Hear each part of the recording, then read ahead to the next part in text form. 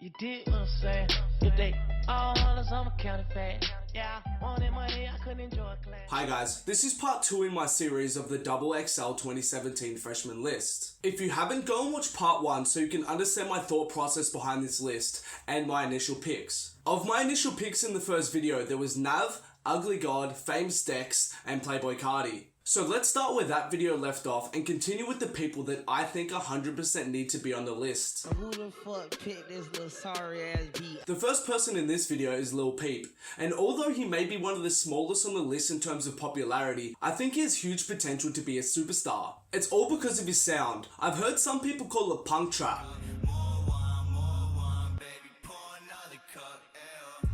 His instrumentals often have a woozy, airy guitar lead and then follow up with somewhat typical trap drums. This leads to a really refreshing atmosphere when listening to his music. I would say Peep is like Blink-182 meets Carti like sing rapping. The tones and inflections in Peep's voice are heavily influenced by 90s to early 2000s punk rock era bands. Think Blink-182, Sum 41 and Green Day.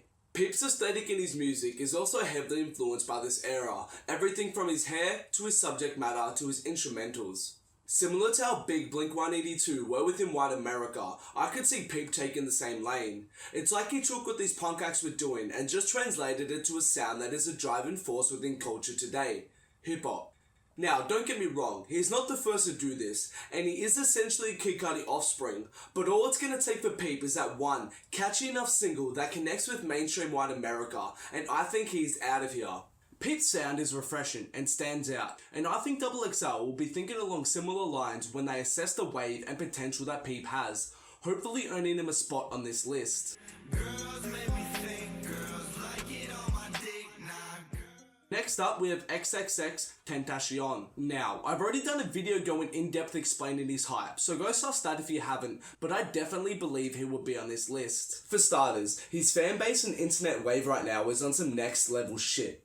You can't go anywhere without him being discussed in some way, shape or form. From free X everywhere on Twitter, to discussion of his music, to talk of X's moral compass. XXL will see all of this support and hype from his fanbase as a huge plus for X's spot on the list. On top of this, X has proven he can make some pop-friendly music, with some of his songs leaning in that R&B-ish lane, with vocal samples laid among low-key trap instrumentals. All X needs is that one single that is either in his pop-friendly-ish sounds, or even a thumping banger that finds a good middle ground between his aggressive sound and a mainstream appealing one, and I think X could catch on into the mainstream. I think X's wave at this point is just too big for XXL to ignore, and add great, possibly mainstream appealing music on top of that, and the case for X being on the 2017 list is a strong one.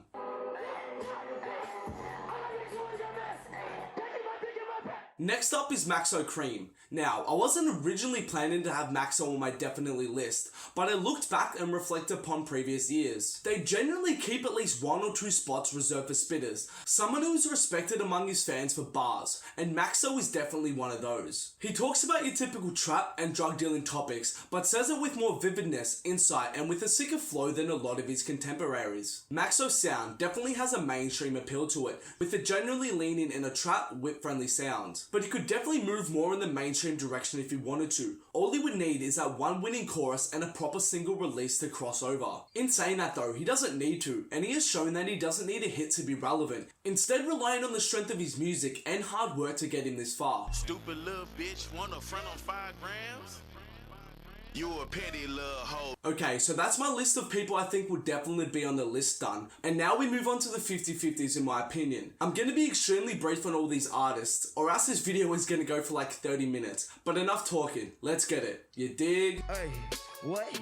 Alright, first up we have Young M.A, and if I was to guess, Young M.A will probably be on the list. She has a huge hit, a booming fanbase, and to top it off is from New York. But I don't know if she definitely deserves it though. Ooh was cool, I guess, but her wave didn't really seem to have the same energy as someone like BobbyShmurdaVEVO or Designers. And I just don't see her being able to make great projects, or being able to top Ooh.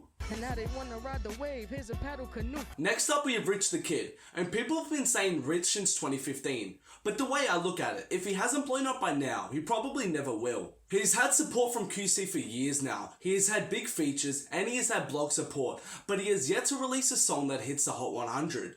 His music is nothing special and has become stagnant at this point in my opinion. Yeah, what? Yeah, y'all rich nigga Amsterdam way, the money way, diamond way, green diamond, green gold, y'all. Next up we have Noname. I can definitely see Noname being on this list, and she probably should be, to be honest. Coming out in 2013 with a feature on Chance the Rapper's Acid Rap, she took till 2016 to release her debut project, Telephone, to great reception from both critics and fans alike. But the only thing I can see holding Noname back is how well her densely written tracks and her not overly sexualized image will translate to a mainstream audience. I could see XXL giving Noname another year to really come into her own.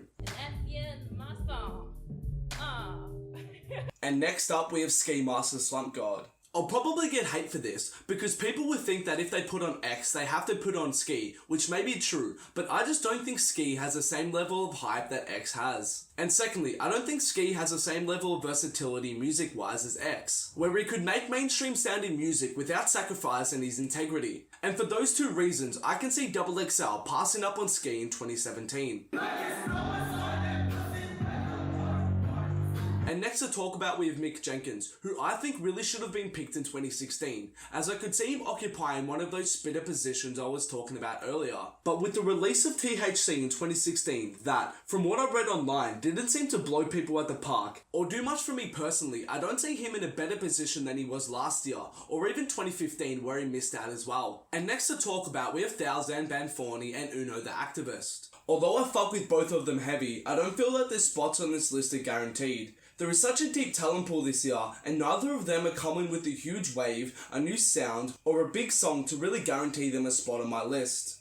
They both definitely have a chance though, and would probably round out my list if I had to choose from the 50-50s. Say it, don't spray it, good gracious. Them niggas shoot if I say it. You gon' get played if you play.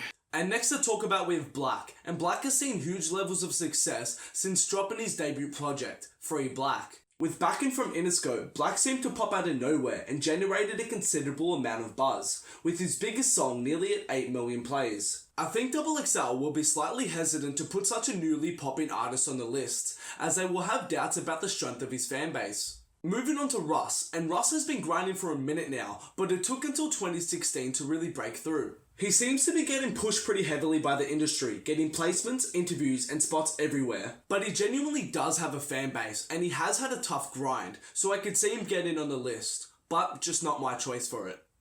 How do you feel about the last freshman class, XXL? They've been terrible since like 2010. Is that right? How so? Look at the success rate. Next to discuss we have Amine, and all I need to say for Amine is 5 words: recommended videos and industry plant. So why did this song go? To be honest, I don't know. By the grace of God, it was just cool. Next to discuss we have A-Boogie, and A-Boogie has a good chance of being on the list. He's backed by Atlantic, works hard, and has a very, very mainstream friendly sound. XXL may be hesitant to put him on, as I don't know whether he has that strong core fan base. Both his first project and first hit were released in 2016, and when you get success in the mainstream without grinding it out in the underground for a minute, you generally tend to have a weaker core fan base, which is why I could see XXL skipping over A-Boogie.